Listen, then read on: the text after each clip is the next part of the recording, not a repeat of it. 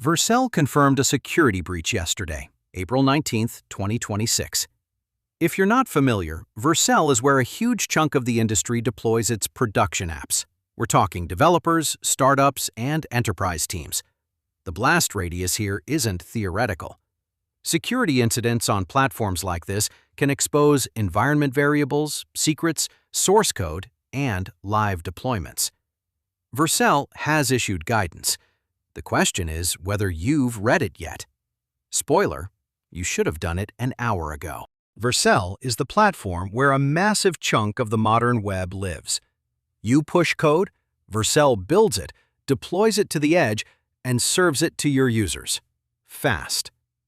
Front-end apps, full-stack Next.js projects, serverless functions, edge middleware.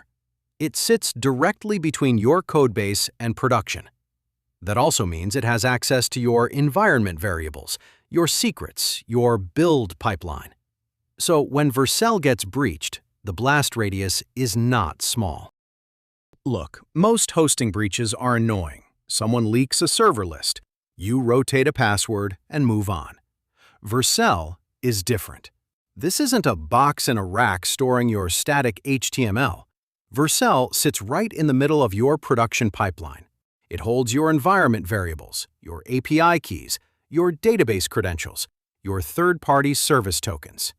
Every secret you've ever typed into that dashboard is a potential target. And because Vercel handles your build process too, a breach here can reach into your source code and your deployment configs. This is a wide blast radius. Vercel confirmed the breach happened on April 19th. That's yesterday. The full technical breakdown of how it went down has not been disclosed, which, honestly, is its own kind of problem. What Vercel has done is issue official recommendations for affected users. Look, the window for acting on those is already shrinking. Source code, environment variables, secrets, production deployments, all of that lives on this platform. If your account touched Vercel in any way, you treat this as compromised until proven otherwise. Spoiler, the official disclosure is thin. We don't know how the attackers got in. We don't know what data was accessed. We don't know how long they were inside before anyone noticed. Vercel is treating this with urgency, which tells you something, but confirmed specifics are still missing, and that ambiguity is its own kind of damage. Silence from a platform holding your secrets is not reassuring. Look, Vercel's user base is basically every modern dev shop you can name. Individual developers running side projects, startups with staging and prod both living on the platform, enterprise teams with hundreds of deployments. Spoiler, there is no safe tier here. If your code, your environment variables, or your production deployments touch Vercel, you're in scope. Assume you're affected until Vercel explicitly tells you otherwise. That's the only rational default right now. Enterprise customers are particularly exposed here. Production deployments, internal tooling, CI/CD pipelines, all of it runs through Vercel for a lot of companies. The trust surface is enormous. Okay, so stop reading and start rotating. Every environment variable in every Vercel project you own, treat it as compromised. API keys, database connection strings, OAuth secrets, webhook tokens, all of it. You don't wait for Vercel to tell you exactly what was accessed. That confirmation might never come, and by the time it does, the damage is done. Rotate first, investigate later. That's the only rational posture right now. Providers have revocation flows for a reason. Use them. Okay, so open your Vercel dashboard right now. Every project, every environment. Look at what's sitting in those config panels. API keys, database URLs, OAuth secrets, third-party tokens. All of it is suspect until proven otherwise. The rule here is simple. If it was in Vercel before April 19th, rotate it. Yes, all of it. That means regenerating keys in every downstream service too. Stripe, Supabase, whatever. This is not a do-it-later situation. Later already passed. Open your Vercel dashboard right now and pull up your deployment history. You're looking for builds you didn't trigger, commits you don't recognize, deployments time-stamped at odd hours, or sources that don't match your usual workflow. Then, check your access logs. Unfamiliar IPs hitting your production URLs are a red flag. This sounds tedious, and it is. But if someone had access to your project, the evidence is sitting right there in the logs. Go look. Okay, so you've rotated your secrets and checked your logs. Good. But none of that matters if a former contractor still has owner access to your Vercel team. Go to your team settings right now. Look at every member, every role, every integration. Pull up your API tokens. If you don't recognize one, revoke it. If it hasn't been used recently, revoke it anyway. Integrations to GitHub, Slack, third-party services. Anything connected to your Vercel account is a potential pivot point. Trim the surface. This is basic hygiene, but a breach makes it mandatory. If you've wired up GitHub, a database, an analytics platform, or any third-party service to your Vercel projects, those integration credentials were likely in scope.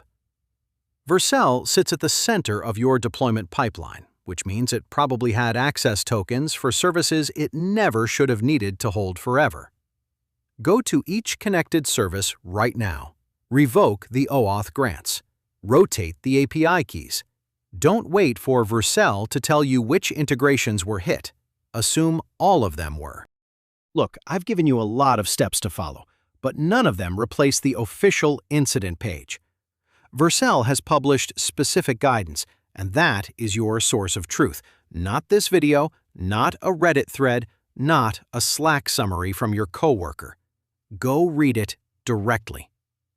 Incident communications change fast. What was accurate 20 minutes ago might already be outdated. Here's the uncomfortable truth. Vercel isn't just a host, it's a trust layer. You hand it your secrets, your tokens, your build environment, your production pipeline. That's the deal. The convenience is real, but so is the exposure. When a platform this central gets breached, the blast radius isn't one app. It's every app, every team, every company that signed up for that convenience. This incident doesn't just break a security posture. It breaks the assumption that outsourcing your infrastructure's most sensitive layer is safe by default.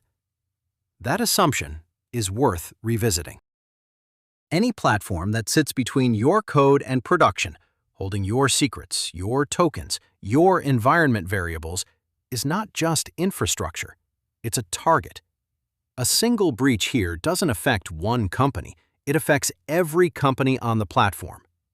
That's not a design flaw unique to Vercel. It's the structural reality of centralized deployment.